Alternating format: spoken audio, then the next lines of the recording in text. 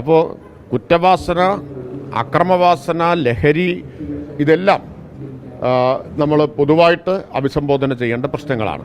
അപ്പം അതിലേറ്റവും പ്രധാനം കേരളം ഒറ്റക്കെട്ടായിട്ട് നിൽക്കുക എന്നതാണ്. നിർഭാഗ്യവശാൽ അതിന് സഹായകരമായൊരു നിലപാടല്ല പ്രതിപക്ഷ നേതാവിൻ്റെ ഭാഗത്തു നിന്ന് ഉണ്ടാവുന്നത്. അദ്ദേഹം കുറെ കൂടി ഉത്തരവാദിത്വത്തോടു കൂടിയിട്ടുള്ള ഒരു സമീപനം സ്വീകരിക്കുമെന്ന് ഞാൻ പ്രതീക്ഷിക്കുന്നു, സ്വീകരിക്കണമെന്ന് അഭ്യർത്ഥിക്കുകയാണ്.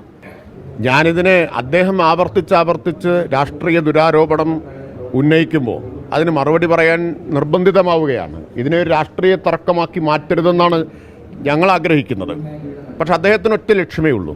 ഇപ്പം ലഹരി മാഫിയയ്ക്കൊരു ലക്ഷ്യം എന്താ? ലഹരിയിൽ നിന്ന് സാമ്പത്തിക ലാഭം ഉണ്ടാക്കലാണ്. പ്രതിപക്ഷ നേതാവിൻ്റെ ലക്ഷ്യം എന്താ? ലഹരിയിൽ നിന്ന് രാഷ്ട്രീയ ലാഭം ഉണ്ടാക്കലാണ്. ചെറിയ വ്യത്യാസമേ ഉള്ളൂ രണ്ടും തമ്മിൽ.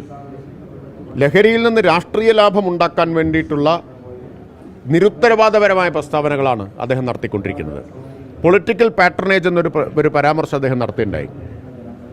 അത് അദ്ദേഹം പറഞ്ഞതിൽ കുറച്ച് വസ്തുതയുണ്ട്. നിയമസഭയിൽ അദ്ദേഹം ഒരു ആരോപണം ഉന്നയിച്ചല്ലോ. ഒരു കൊക്കൈൻ കേസിൽ, പ്രമുഖ സെലിബ്രിറ്റി ഉൾപ്പെട്ട കൊക്കൈൻ കേസിൽ പ്രതികളെ വെറുതെ വിട്ടത് പൊളിറ്റിക്കൽ പാട്രണേജാണ് എന്നത്. അത് അദ്ദേഹം പറഞ്ഞത് ഗൗരവമുള്ള കാര്യമാണ്. 2015 ജനുവരി 31 കേസ് പിടിച്ചത്.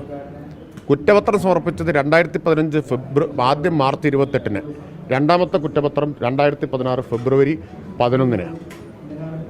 അടുത്ത കാലത്ത് കേരളത്തിൽ വിട്ടുപോയൊരു കേസ് ഇതാണ്. അതിൻ്റെ സമയക്രമമാണ് ഞാനീ പറഞ്ഞത്. അപ്പോൾ പ്രതിപക്ഷ നേതാവ് ആരെ ഉദ്ദേശിച്ചാണ് പറഞ്ഞതെന്നുള്ളത് വ്യക്തമായില്ലേ?